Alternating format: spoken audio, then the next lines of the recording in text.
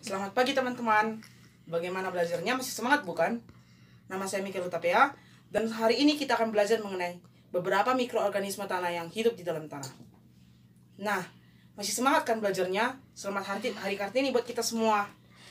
Dalam bab ini kita akan mempelajari beberapa bagian pelajaran. Ada dua materi pokok yang akan kita pelajari pada bab ini. Yang pertama yaitu mengenai tanah dan definisi umum tanah. Yang kedua adalah mengenai organisme tanah. Di pelajaran tanah kita akan mempelajari 3 subbab. Yang pertama, pengertian tanah. Yang kedua adalah pembentukan tanah. Dan yang ketiga adalah faktor-faktor yang mempengaruhi pembentukan tanah. Nah, dalam pelajaran kedua yaitu organisme tanah, kita akan mempelajari beberapa mikroorganisme tanah yang hidup di dalam tanah. Yang pertama yaitu hewan tanah, tumbuhan tanah. Yang ketiga yaitu beberapa mikroorganisme seperti protozoa, fungi, bakteri, alga, rotifera, virus dan bakteriofag. Dan satu lagi yaitu actinomycetes. Materi yang pertama itu adalah tanah. Yang pertama akan kita bahas dalam materi tanah adalah pengertian tanah. Tanah adalah bagian yang menjadi dasar dalam kehidupan manusia, baik manusia, tumbuhan, hewan, dan makhluk hidup lainnya. Di dalam tanah ada banyak sekali mikroorganisme yang hidup. Manusia juga melakukan aktivitasnya di atas tanah, dan manusia juga membangun rumah dan membuat habitat sendiri di atas tanah. Hewan-hewan darat juga hidup di atas tanah. Beberapa hewan tanah bahkan hidup di dalam tanah, dan bahkan beberapa mikroorganisme yang lain hidup juga di dalam tanah. Bahkan tumbuhan juga menjadi ditopang oleh tanah, dan tanah berfungsi sebagai penopang dari suatu tumbuhan atau medium dari tumbuhnya suatu tumbuhan. Nah, tanah ini sebenarnya terletak di kulit bumi. Jadi tanah ini tidak sampai ke bawah.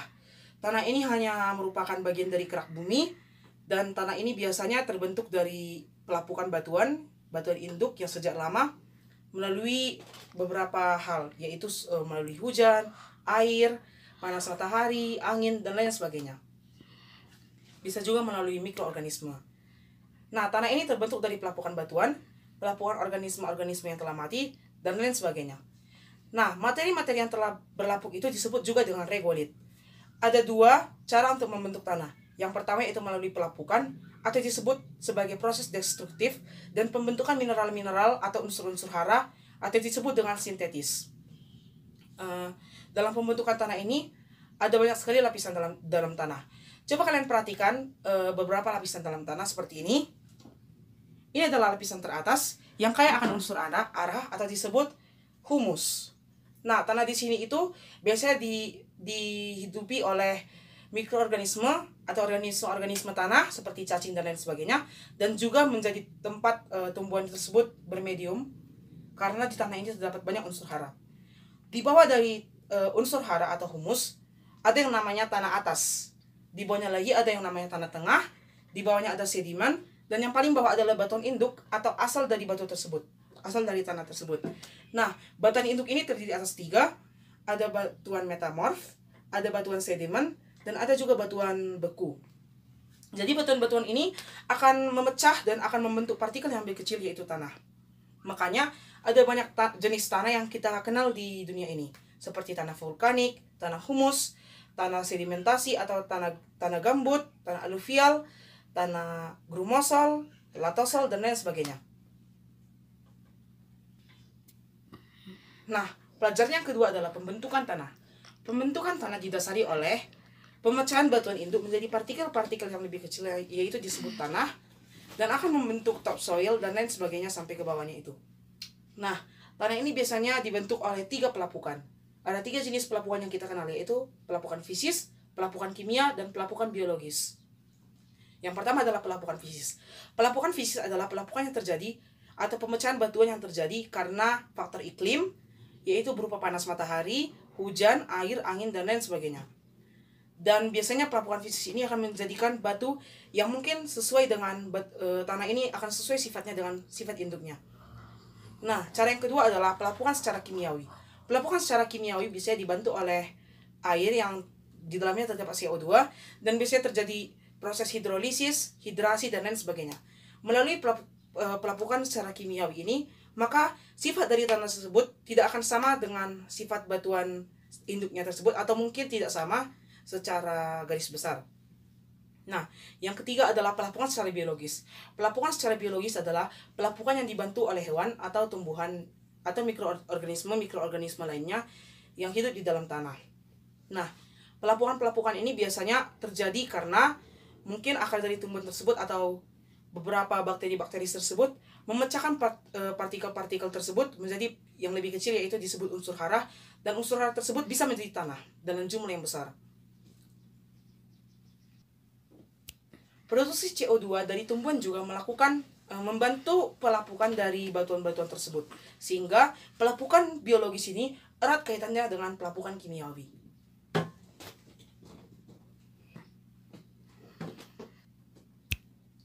Nah, yang ketiga adalah faktor-faktor pembentukan tanah. Dalam pembentukan tanah ada 5 faktor yang harus kita ketahui dalam pembentukan tanah tersebut. Ada iklim, ada organisme tanah, ada yang namanya topografi, ada juga batuan induk, dan yang terakhir adalah waktu, yaitu waktu pelapukan. Yang pertama adalah iklim. Iklim ini biasanya terjadi karena cuaca, yaitu berupa panas, hujan, terik matahari, dan lain sebagainya. Sudah kita jelaskan tadi, bukan? Yang kedua itu adalah batuan induk. Batuan induk ini biasanya membedakan sifat-sifat antara tanah tersebut, yaitu tanah tersebut kan pecah dari batuan induk. Maka tentu jika batuan induknya beda, maka sifat tanahnya tentu akan berbeda. Yang ketiga adalah topografi. Topografi adalah bentuk dan letak dari suatu tanah tersebut. Nah, jika tanah tersebut bergelombang, maka akan maka akan mudah dilalui oleh air, sedangkan yang berbentuk datar akan lebih sulit dilalui oleh air. Tanah yang gembur juga akan lebih mudah dilalui oleh air, dan air akan mudah meresap ke dalamnya. Yang keempat adalah waktu pelapukan. Dan yang kelima adalah mikroorganisme tanah. Mikroorganisme tanah ini membantu untuk memantapkan ke unsur hara dalam tanah, mengatur asam basa dalam unsur hara, dan lain sebagainya. Maka mikroorganisme tentunya sangat berperan penting dalam pembentukan tanah tersebut. B. Organisme tanah. Dalam suatu tanah tentunya ada suatu kehidupan. Apa saja kehidupan yang terdapat dalam tanah? Dalam materi ini, kita tentunya akan mengenal 8 jenis mikroorganisme tanah, yaitu hewan tanah seperti cacing, tumbuhan, fungi, bakteri, alga, bakteriofag dan virus, actinomycetes, rotifera, protozoa, dan lain sebagainya. Nah, tentunya dalam suatu tanah, biasanya kita akan menemukan cacing seperti ini.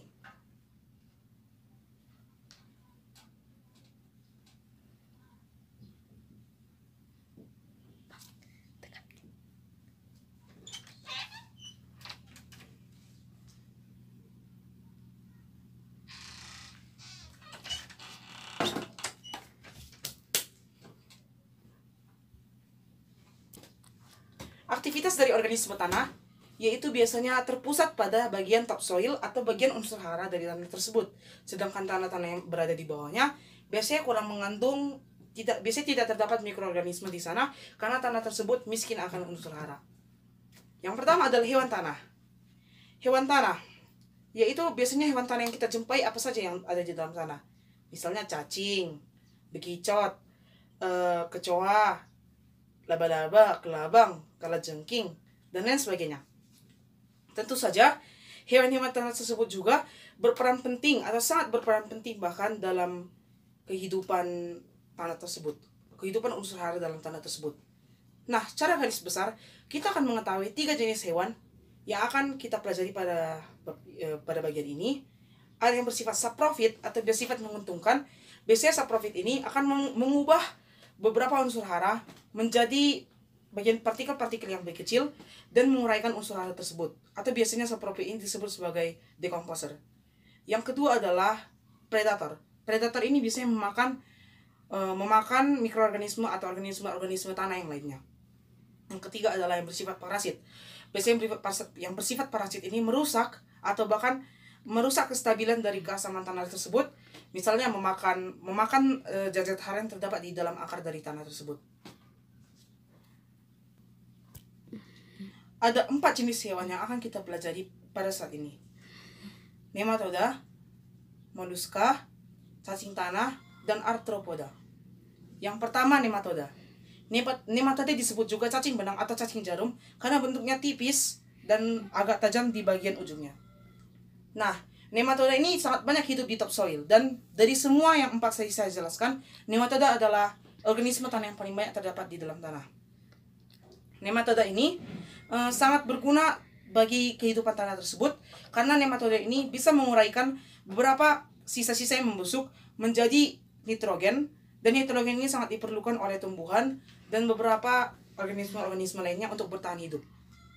Nah, nematode ini terbagi atas 3. Ada yang saprofit, yang menguntungkan tadi, mengubah organisme yang busuk menjadi nitrogen.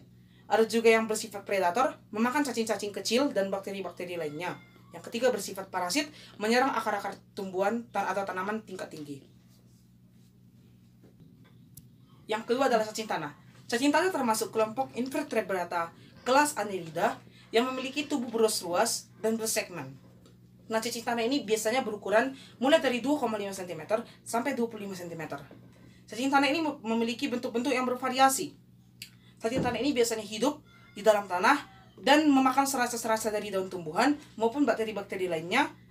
Dan biasanya cacing tanah ini hidup di dalam tanah dan bernafas menggunakan pori-pori yang ada dalam kulitnya.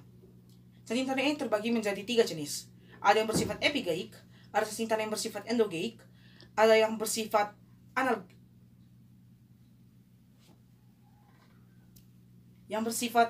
anesik. Yang pertama adalah yang bersifat endogaik. Maaf teman-teman, epigaik. Cacing jenis epigaik biasanya hidup di serasa daun dan cenderung tidak membuat lubang di tanah untuk memakan makanannya. Biasanya cacing ini hidup di serasa daun dan tumbuh-tumbuhan. Jenis yang kedua adalah jenis endogaik. Cacing tanah ini membuat lubang horizontal untuk hidup di dalam tanah, dan biasanya untuk bertahan hidup maka cacing ini akan membuat beberapa lubang secara horizontal di dalam tanah. Yang ketiga adalah jenis anesik. Cacing jenis anesik ini membuat lubang secara vertikal ke dalam tanah sehingga dia bisa hidup bertahan dan makan makanan yang ada di dalam tanah tersebut atau unsur-unsur hara yang terdapat di dalam tumbuhan.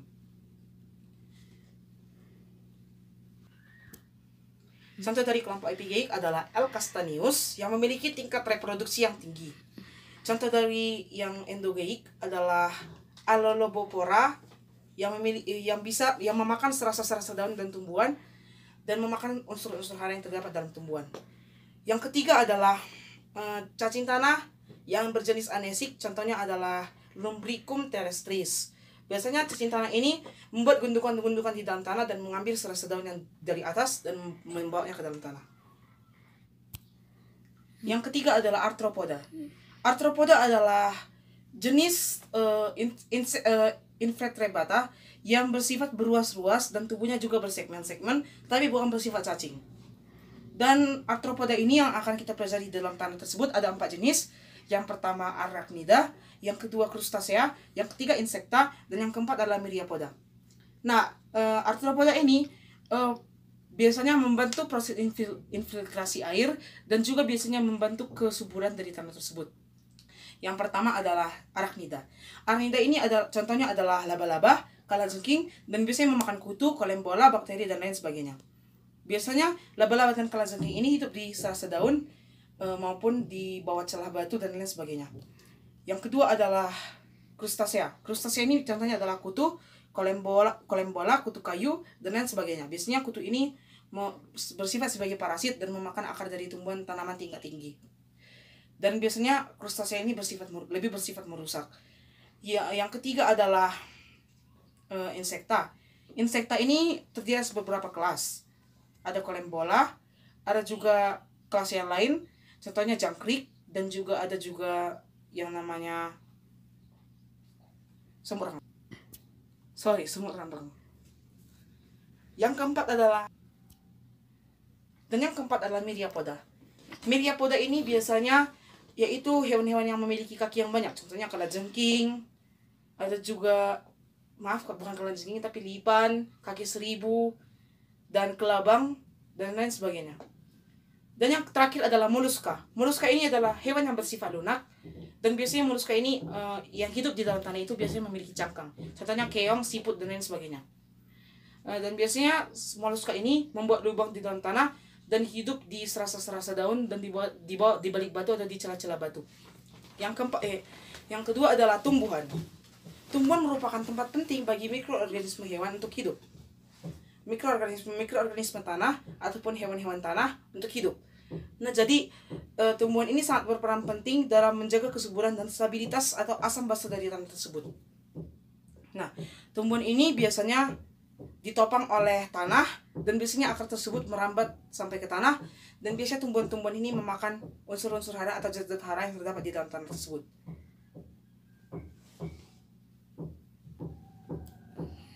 Daun, akar, maupun ranting yang jatuh ke bawah akan membentuk serasa-serasa tanah dan akan dimakan oleh cacing-cacing tersebut dan diolah oleh mikroorganisme menjadi partikel-partikel yang lebih kecil yang disebut unsur hara. Yang terakhir atau yang ketiga adalah mikroorganisme tanah.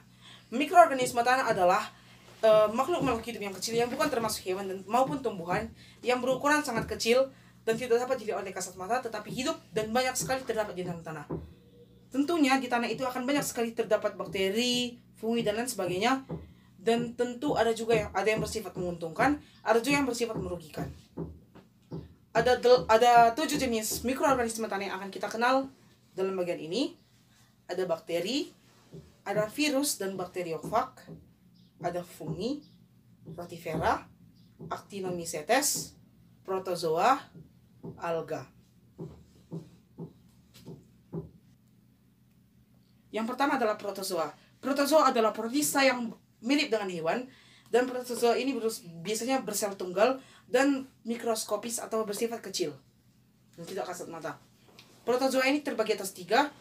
Ada rhizopoda yang biasanya disebut amuba, ada juga ciliata, dan ada flagellata. Yang kedua adalah rotifera.